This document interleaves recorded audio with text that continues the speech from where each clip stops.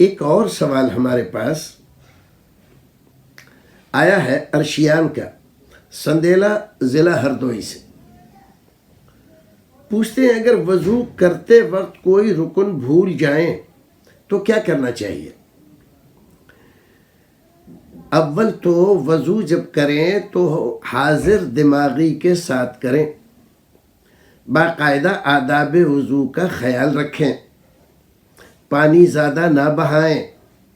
اگر لوٹے سے وضو کرتے ہیں تو دیکھ لیں کہ لوٹا کس جانب ہمارا رکھا ہوا ہے اور کس جانب ہمیں رکھ کے وضو کرنا چاہیے، اور جہاں تک ممکن ہو قبلہ رخ ہو کر وضو کریں تو یہ بہتر ہے۔ اب اس کے بعد ہم وضو کر رہے تھے، باقاعدہ بسم اللہ پڑھ کے ہم نے وضو شروع کیا ہے، تو ہر عضو کو بہتر طریقے سے ہم دھوئیں، اور اگر ہمارا ذہن یہاں وہاں ہے تو ظاہر ہے کہ ایک آدھ عضو کہیں نہ کہیں رہ جائے گا، بھول جائیں گے، تو حاضر دماغی کے ساتھ وضو کریں۔ آپ عبادت کرنے کے لیے آپ کی نماز کا دار و مدار وضو کی صحت پر ہے۔ لا صلاۃ لمن لا وضو لہ، اگر آپ کا وضو درست نہیں ہے تو آپ کی نماز بھی درست نہیں ہوگی۔ تو بات یہ ہے، اصل ایسا کرنا چاہیے آپ کو۔ اب اگر اتفاق سے کسی وجہ سے کسی دن ایسا ہو جائے کہ کوئی عضو رہ گیا، ہمیں ہاتھ دھونا چاہیے تھا، ہم نے ہاتھ نہیں دھوئے، مسح کر لیا، پھر اس کے بعد ہم نے پیر دھویا، پھر یاد آیا ارے ہاتھ تو رہ گئے، تو آپ ہاتھ دھو لیجئے۔ دوبارہ شروع سے وضو کرنا ضروری نہیں ہے۔ ہاں، یہ سنت طریقہ یہ ہے کہ جیسے بتایا گیا ہے قرآن میں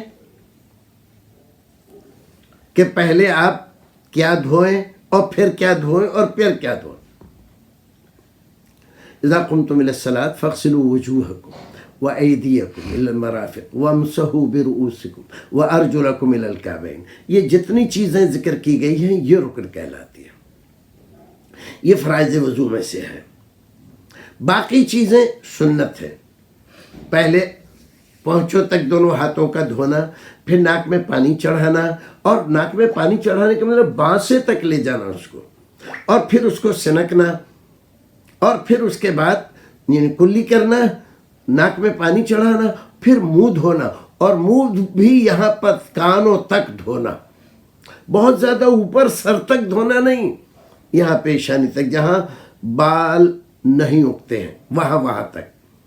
اور ایسے ہی کوہنیوں کو اچھی طرح سے دیکھ لینا، اکثر کوہنی کا حصہ رہ جاتا ہے وضو میں، تو اس کو، اور اگر آپ نے وضو کر لیا اور آپ اٹھ گئے وضو خانے سے وضو کرنے سے، اور پھر آپ کی نظر گئی ہاتھ پہ کہ ارے کونی کا یہ حصہ تو آپ کا سوکھا رہ گیا، تو آپ کا ہاتھ اگر سوکھا ہے تو اس کو پھرا لیں، اتنا کافی ہے، دوبارہ وضو کرنا ضروری نہیں ہے۔